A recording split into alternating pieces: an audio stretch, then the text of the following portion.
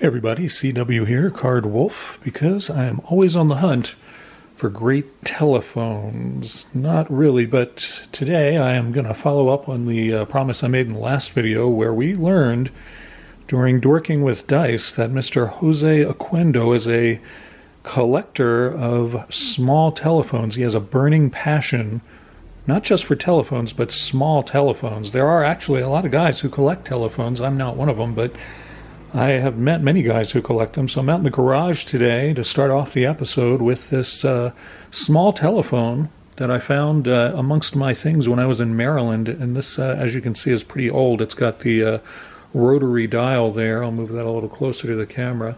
And the dial still works. It did work. Oh yeah, there we go. Dial still works. It just needs a little help returning, but it's pretty good. It still has that sort of satisfying, very gentle, soft clicking sound that the old rotary dials used to have. And you can see it's got the receiver here, and it's just this little box. And I got to tell you this, and you can see it wall mounts here. Oh, it looks like that was probably added afterwards. That's a pretty more modern sort of mount there, but it looks like see if I can get this closer again.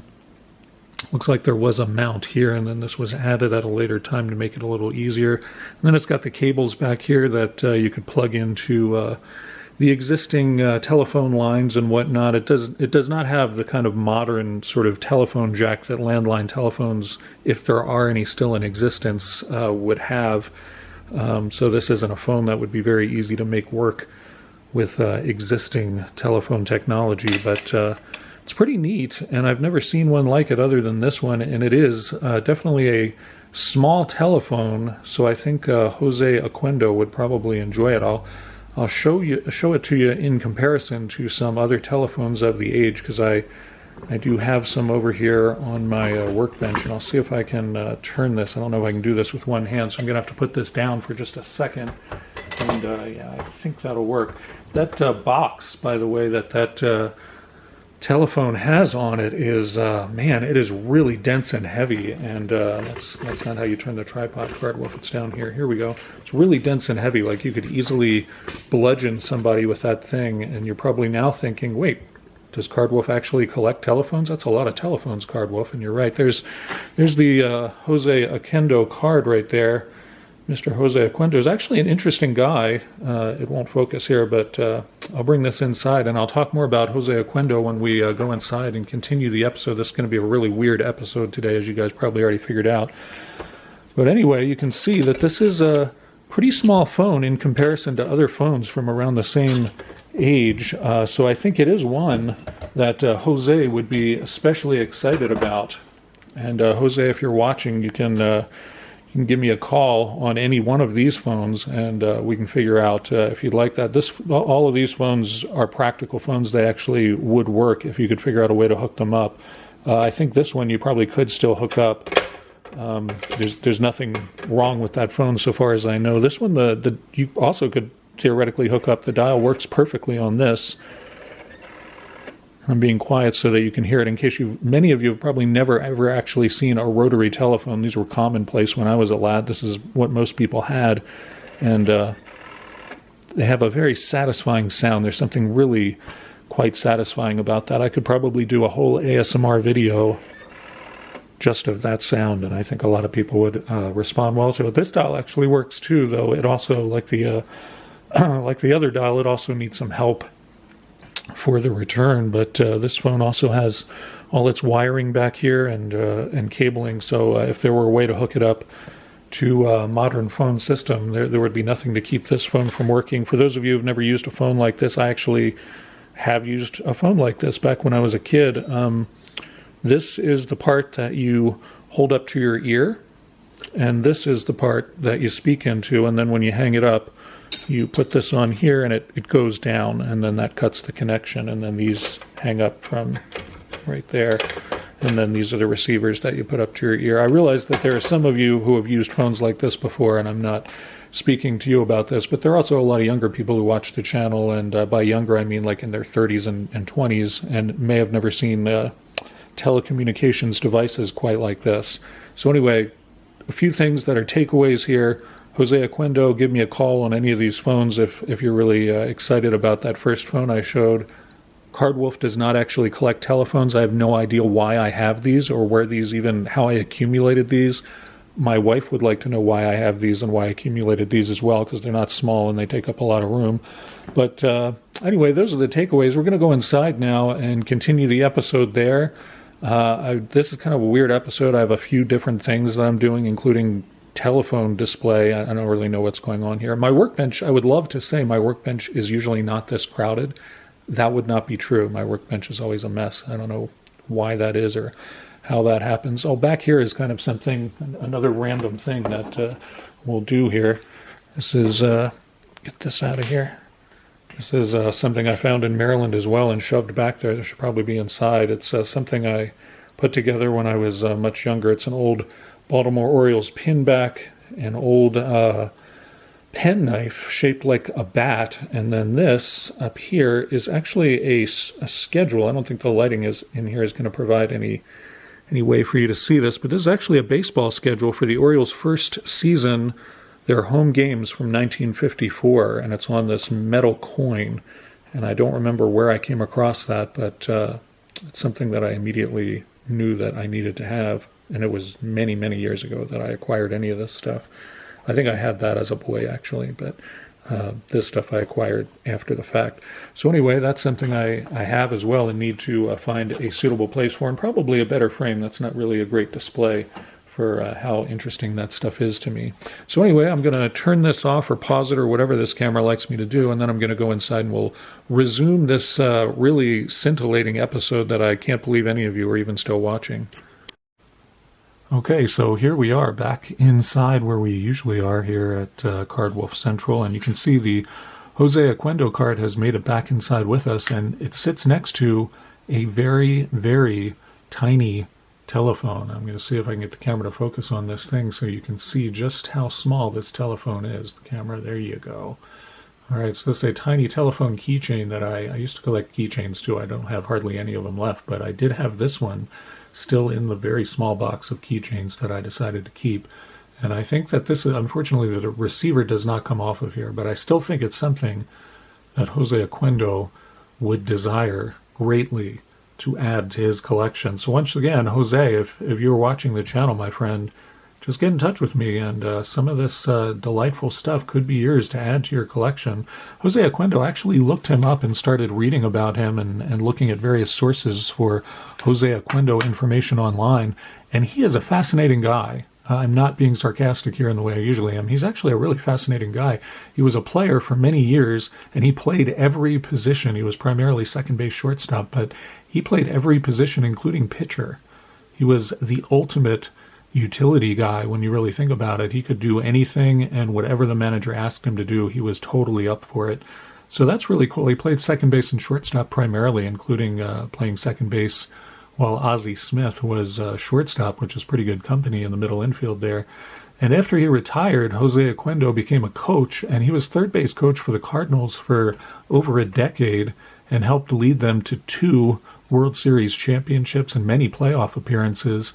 And now he is in charge of, I'm trying to remember what his title was, something like he's in charge of infield operations for the entire Cardinals minor league system.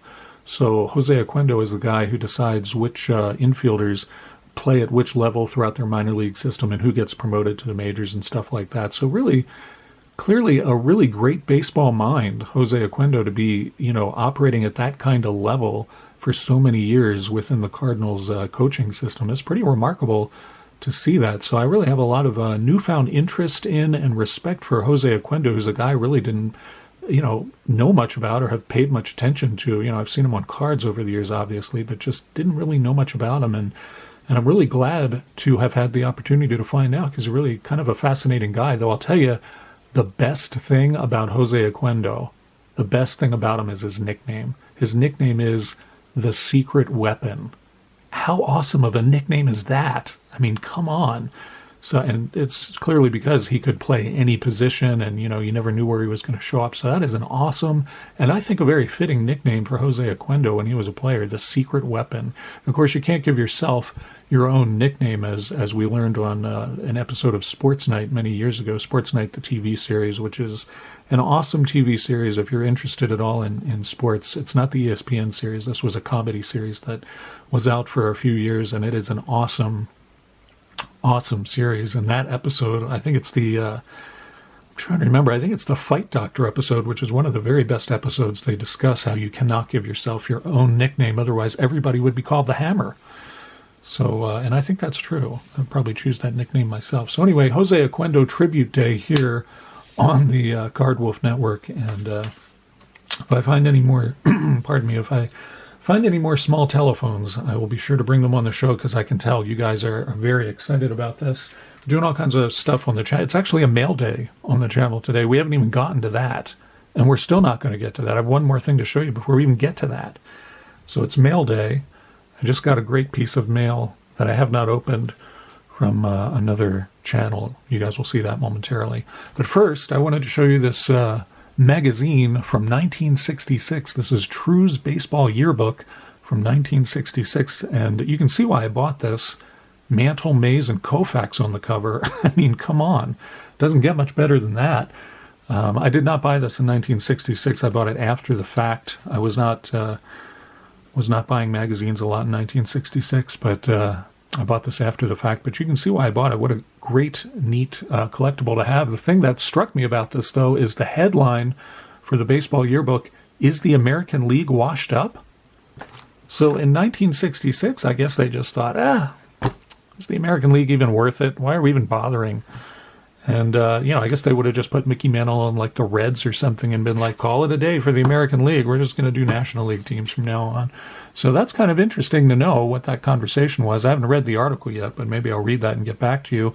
Also, is Sandy Koufax the greatest pitcher of all time? Well, that's a discussion people still have today, but you can imagine it was much more relevant back then when Sandy Koufax had not retired yet, and people didn't know that he was going to retire as soon as he did. And then exciting new articles on most of the usual suspects, Oliva, Roberto Clemente, Juan Marichal, but also Zoilo Versales, who had been the American League MVP in 1965 for the Twins. People were speculating, how much of a superstar that guy was going to be. Unfortunately, he did not really grow into the sort of Hall of Fame player that I think people thought. But 1965 was definitely a magical year for Zoilo. So anyway, I thought you guys would enjoy that, and you can, think now if the commissioner calls me up, I might actually suggest that to him. Commish, I think the American League is washed up. Let's just get rid of that and combine all the teams and send all the good players to the National League, and the rest of them, they can find their own way. So that's something I thought I'd share with you. Again, this is a very random episode. Now let's do Mail Day. Look at that. Giant package. This is from the channel For the Polls, and it is run by Steve. Steve over at For the Polls and I have emailed and corresponded numerous times, and I'm always leaving comments on his channel. I thought, Steve, you would particularly like this completely random episode, not because your episodes are ever random. Your episodes, Steve over at For the Polls runs his episodes like it's a very tight ship over there. He runs them like German efficiency every time over at For the Polls. But Steve collects a whole variety of different things. He collects a whole lot of different stuff, which I found out recently when we were talking about music. And so I thought, Steve, you would appreciate this thoroughly random episode where it really culminates in Mail Day. And so this is this is just it's a huge package. And it feels like there's a box in here. It feels like there's some sort of detonator in here. Nothing is ticking, though, so I'm sure it's fine. And this did cross international lines, as you can see, though Steve was smart enough not to sign the custom form. So I cannot just forge his name to various documents over here. I'm going to get the scissors and open this up and see what For the Polls has sent me. All right, let's get into this. It really is quite a heavy package, and it feels like there's quite a lot in here, and I'm very curious to see this. Steve did give me some warning. He said that he was going to be sending me stuff and that I should watch out for the package. It arrived over the weekend, and I was very excited to open it. And I had waited all the way until Monday, which I think shows great restraint on my part. All right, let's see what's in here. Man, my throat. All right. Man, you sent me a whole box, a whole hanger box of 2022 tops. That is awesome. I cannot believe you actually sent me brand new product, man. That is awesome. I am thrilled about this. I don't think I have any of this. I haven't seen, actually, weirdly enough, I have not seen 2022 Series 1 on the shelf for a while, and I don't think I have one of these in the card closet right now. I'm pretty excited about that, actually, because I actually haven't opened much. I've seen a lot of people open it, but I haven't opened much of that at all, and I'm looking forward to doing it. Now, what is this? This is a Card Wolf mystery box encased within an OPG box, and I think that's all that's in here. Put that aside. This is very exciting. Card Wolf mystery box from For the Pools. I'm very excited to see what's in here. And before anybody can guess and think, oh, he just put a couple cards in here, this thing feels quite full. It feels like a lead ingot. It's about as heavy as that small telephone I showed you guys earlier, which my hands are beginning to itch from that holding that small telephone, so I'm pretty sure that there's some sort of radioactive material in there that made that small telephone work, so that's exciting too. Let's open this up before my hands fall off and see what is actually in here from Steve at For the Pools. Man, he's got all kinds of stuff in here. We'll start with this. This looks like, oh yes, all right, here we go. Steve has opened a lot of Allen and Ginter. He opens it, I think, every episode because he's on an endless spinach hunt in the same way that Bum Luck Collector is on an endless hunt for big heads. Steve over at For the Pools is on an endless hunt for spinach, which comes in these mini cards, which I really like these mini cards. I have quite a few myself that I have collected over the years, and I don't even open that much Allen and Ginter, but if there's a cool set of mini cards, I will often just buy it online because I like it so much. Now, these are mascots in real. These must be from. I haven't actually seen that much of this year's mascots in real life. There's a brewer, and my wife really loves these Far Far Away cards. The last time I opened A&G on the channel, she came in and snatched those up, and there's quite a few here. Wow, that one's really pretty. That one's really cool. Is this in focus? Yeah, it's in focus. Can you hear me now? I feel like I'm 80 when I say that. All right, so awesome. Is this a whole set of Far Far Away?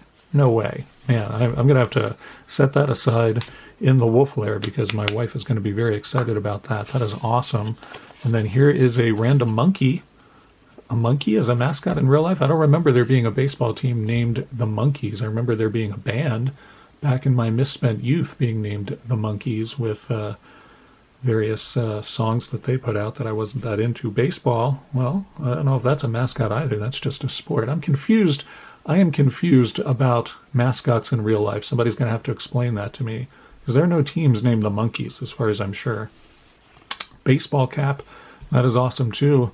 I like that one. Well, these are very cool. An excellent collection of those that I really did not have, so that's very neat. I don't know where to go next with this. Maybe we'll go to this pack here and see what this is. Oh, yes. These are some more Allen and Ginter inserts, and these are the full-sized ones. And I now that I'm thinking about it, I think I told Steve that I do really like these, and the animal cards are especially appealing because my son would enjoy them. So let's get these to go in focus and check these out. There's the bald eagle, and there's Hank Aaron. That's pretty awesome. I do not have that, that's for sure. Horse Chestnut Tree, that's an exciting card. And there's a guy who seems pretty young to be drinking a Long Island iced tea there. I don't know about that, Tops. I think you need to investigate that. That seems like it's probably illegal in most states. Bull Shark, awesome. And Hyacinth Macaw, that is a pretty bird. That is really cool. I'm loving these insert cards, I gotta tell you. There's another arboreal card of Holly. That is neat. Green Wing Macaw, that's really pretty too. These birds are lovely. Black Birch, looks like a normal white birch to me, but I'm not really that up on my trees. White Rhino, that's a pretty cool card. That's my wrestling name, actually. White Rhino! Do another pack battle with Joe, and I'll introduce myself that way. White Rhino! I'm actually doing a pack battle with Joe probably tomorrow or Tuesday. Tomorrow is Tuesday. It's Monday today. This is how confusing things are for Card Wolf these days. You guys don't think I'm that old, but really, I'm that old. Lemon Shark. That's pretty cool. I didn't know there was a lemon shark. Silver maple. That's what other people call me when I go down to the senior center. Ah, there's the silver maple. And there is a Murad card of, they should put the names on the front of these things. I'm going to guess that's Acuna. Yes, it is. That's awesome. I do not have that. Randy Johnson Murad card. Pretty cool there. I don't have any of these Murad cards. Eddie Murray. All right. That is a nice classic card. You guys who watch the channel regularly know that I collect Orioles, so that is pretty sweet. Thank you, Steve, for that one. And there's another Murad card of an unknown Dodger. Who is that? Who is that? Cody Bellinger. Yes, who's having a pretty good year so far this year. And then there's the bald eagle again. These are awesome. Thank you very much for those, Steve. I'm going to have a good time with those myself and with dispensing them to my son as far as the animals and trees go. I think he'll enjoy those, and I'm certainly going to. I'll put that back here by Brooks. He can keep an eye on those. Still more in the Card Wolf mystery box. Let's see what else we have in here. It looks like there's some stuff down here. Maybe I should get that out, or should I get this out? Let's see what this says. Is there a message on here? This is... Oh, that just tells me how to open it, which is good because, as you guys know, I get confused. I don't even know what day of the week it is most of the time, as you know. So let's see what this says. I drew this beautiful goose for you because that is what real friends do. That is so true, Steve. I'm going to make sure that that's in focus so everybody can read your lovely, heartfelt message. That is so true, Steve. I cannot wait to see what this lovely goose looks. Oh, and a For the Pole sticker. Definitely putting that back here. Just put that right there. That is awesome. That is a beautiful sticker. It's very shiny and glittery. Did you guys see that? I don't know if you've ever seen. This is only the. Of course, this isn't going to get in focus because it's clear. Yeah, this camera is awesome. It focuses about as well as my own actual real vision does, so it's kind of comparable in that way. So that's an awesome sticker. I will definitely display that with pride, my friends. I really love the stickers when you guys send them to me. I only have two, For the Poles, and then over here is Scrap Metal and Mayhem, another awesome channel. I cannot wait to see what real friends do when they draw geese. Oh, man. 2021 Allen and Ginter, Susan the Goose, and it's a rookie card, too. It'd be nice if this were in focus for you guys to appreciate it the way that I am. What is up with my camera today? I don't understand. All right, so there it is. A handmade 2021 Allen and Ginter Susan the Goose card. It's a rookie card, so I'm extremely excited about that. That is really sweet, and it has a nice message on the back that you guys saw. Steve, I'm touched, my friend. I really am, and I don't mean the way I usually am touched in the head. I mean this is very touching, is what I'm trying to say. That's a beautiful illustration that I will display with pride. I mean, I you know. It's just beautiful. I'm going to put it in front of Brooks because it's so beautiful. No offense to Brooks or to anybody who's a big Brooks fan in the way that I am, but Susan the Goose, I mean, come on. That deserves place of pride here on the card wall. The card wall is about to change, actually, because I just realized I was posting a video the other day, and I just realized that I've posted over 100 videos, and you guys have been looking at the same card wall for over 100 videos, which is cruel and unusual punishment. So I'm going to have to mix it up. I'm going to have to put some different boxes back there and mix it up on the card wall so you have something interesting and new to look at while I'm droning on about the stuff I drone on about. All right, so this says I have to pull here to open it, so I'm going to do exactly as Steve says, which is what I always do. There's actually a plaque I have on my wall that says, just do whatever Steve says. And so that's what I'm going to do here as well, and just open this up very carefully and save this green tape for further use. I like to recycle things. Whoa, this is a chunky box of stuff, man. What the? Dude, this is a whole ton of cards. These are Allen and Ginter cards because that is what happens over on For the Poles. A lot of Allen and Ginter gets pulled, and so we start off with who I assume is Chipper Jones. Let's get this in focus so you guys can appreciate these cards as I open them. This camera, it's like, I don't know what's going on with it today. All right, there we go. Chipper Jones starts us off. Gonzalez from the Diamondbacks, Buster Posey right there. Hope he's enjoying his retirement. Richie Allen, I like that one a lot. That one's going in the Wolf Lair. I really like Richie Allen, always have, and I think one day he will be in the Hall of Fame. He's actually fallen one vote short a couple of times now, and I think one of these days he's going to make it, and he should, honestly. Hap from the Twins, Larry Doby. I like Larry Doby a lot, too. I'm going to put that in the Wolf Lair as well. There's someone who I'm pretty sure doesn't play baseball, Brubaker, and Huff from the Rangers. Hira from the Brewers, like to see that one. Barry Zito, He certainly had a successful career. Biggs, who I'm also pretty sure is not a baseball player. Uncle Larry also does not play baseball, but he's sort of is he a mascot? I don't know. How would you describe Uncle Larry? He's kind of an unusual character who seems to show up periodically. Soroka from the Braves as well. Oh, and now we get to flip it, so it's like I'm opening like a jumbo pack or something that was hand collated by my friend Steve over at For the Polls. That's very thoughtful. Bob Feller card, nice one there. Bob Feller on the Allen and Ginter. I don't know if I've ever seen that card. That is pretty cool. I like that one. All right, and Ruiz from the Dodgers, and we're going to flip it again. This is awesome. Roger Maris, very nice card there. I like that one. Rod Carew, that's a pretty card. I've never seen that one before either. I'm going to wolf layer that one as well. I'm going to keep Rod Carew for sure. Woodruff, looking sort of vexed and not looking at the camera. The camera's up here, buddy. Touch your head up. Somebody should have instructed him. Patino from the Rays, flip, and we get Craig from the Pirates. Not sure if that's his first name or his last name. Ernie Banks, there he is. Very nice card there, too. Ernie Banks, no matter what, Ernie Banks always seems to look really happy on his baseball cards. It's just he had so much joy playing the game and being on the field and being around other baseball players. It's awesome, and it comes through on just about every card of his. Castellanos from the Reds. Sanchez from the Yankees. Robert, from the White Sox. There's a Christian Yelich from the Brewers. Corbin from the Nationals. Pretty sure she doesn't play baseball. Robles from the Nationals as well. Another Gonzalez. Like to see that.